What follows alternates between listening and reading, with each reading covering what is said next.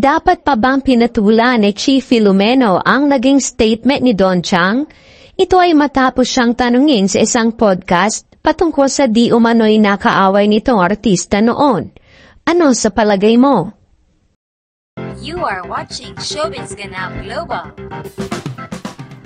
Trending ngayon sa X o dating Twitter si Chi Filomeno dahil sa kanyang tahasang pag-call out kay Don Chang.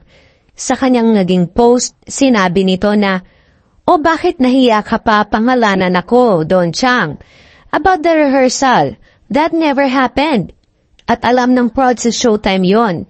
Actually, yung staff sa Showtime nagsabi sa akin about this kanina at nagwala din sila.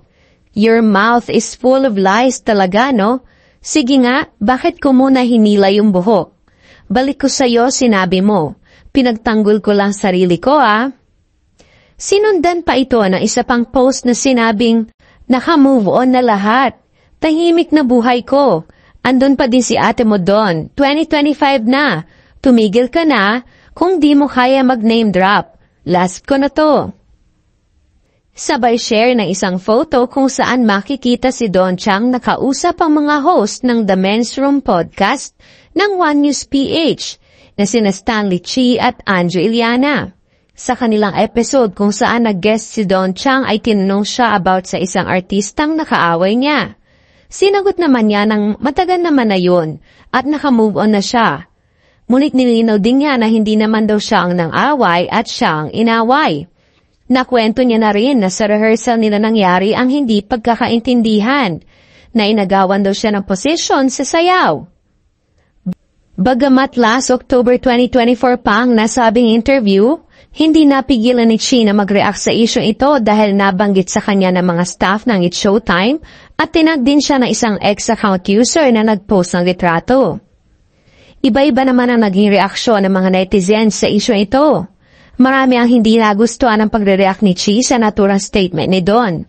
Pagtatanggol nila, sinagot lang naman daw ni Don ang tanong at hindi naman daw niya ito kusang inanunsyo sa sarili nitong podcast. Marami naman ang sumuporta kay Chi sa naturang issue at sinabing ginagamit ni Don ang issue with Chi upang maging relevant pa rin at pag-usapan. Sa ngayon ay tahimik naman ang kampo ni Don Chang ngunit nag-post ang ito ng isang litrato na nagpo-promote ng eyelash extension na tila shy and bothered sa isyong kinahaharap nito. Ikaw, ano sa palagay mo? Dapat ba na pinatulan pa ni Chi ang isyong ito o dapat na hinayaan na lamang niya? Leave your comment below.